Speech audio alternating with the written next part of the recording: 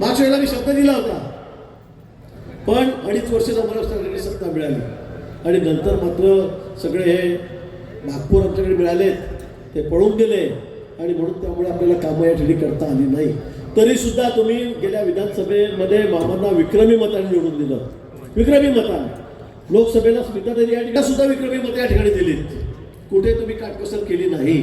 आणि जिल्ह्यामध्ये तर सगळ्यांनी तिकडे आमच्या लक्षात येत, त्यांना 3.5 लाखांनी, इकडे स्मिताताई आहेत त्यांना 3.5 लाखांनी.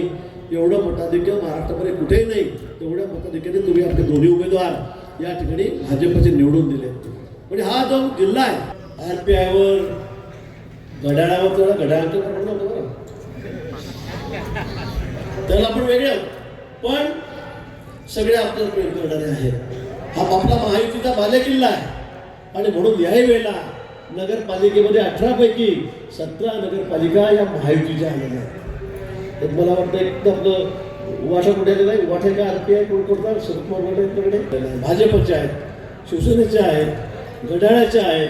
म्हणजे एवढ्या मोठ्या प्रमाणामध्ये 16 नगरपालिका या ठिकाणी आपल्याला निवडून आलेल्या आहेत. आणि म्हणून मला असं वाटतं की काम कमी जास्त झालं असेल कुठे, पण लोकांनी महायुतीला सोडलं नाही, भाजपला सोडलं नाही, शिवसेनेला सोडलं नाही, घड्याळाला सोडलं नाही. आणि आता तर दिल्लीपासून गल्लीपर्यंत सगळं आपलंच आहे. आज मला सांगा, शब्द उभाटा आलं, पवार गटाचं कोणी जे निवडून आलं, काँग्रेसचं कोणी निवडून आलं, काय करणार आहेत, कुठला विकास करणार आहेत? त्यांना राज्यामध्ये कोणी वाली नाही, त्यांना दिल्लीमध्ये कोणी वाली नाही.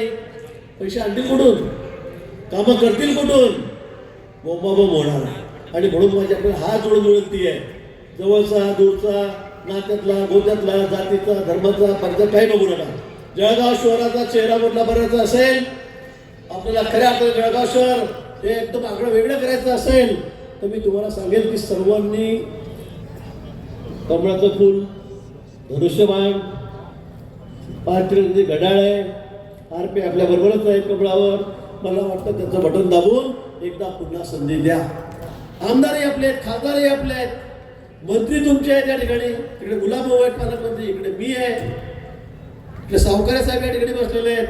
सगळं आपलं आहे. आणि म्हणून आपल्या भागाचा विकास काय वेळेला चुकू देऊ नका.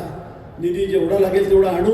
पहिल्या वर्षामध्ये मी तुम्हाला सांगतो 6-8 महिन्यामध्ये सगळे रस्ते, परवा सीएम साहेब येतील ते आपल्याला सांगतील, मामा 150 नाही, 200 नाही, 250, 300 कोटी किती रुपये लागू द्या, एकही रस्ता आपण असा बिना सिमेंटचा राहू देणार नाही. सगळ्या भागामध्ये आपण या ठिकाणी सिमेंटचे रस्ते करूया. राहिलेले जे काम आहेत ते सगळं आपण पूर्ण, कुठलंही काम आपण बाकी ठेवणार नाही.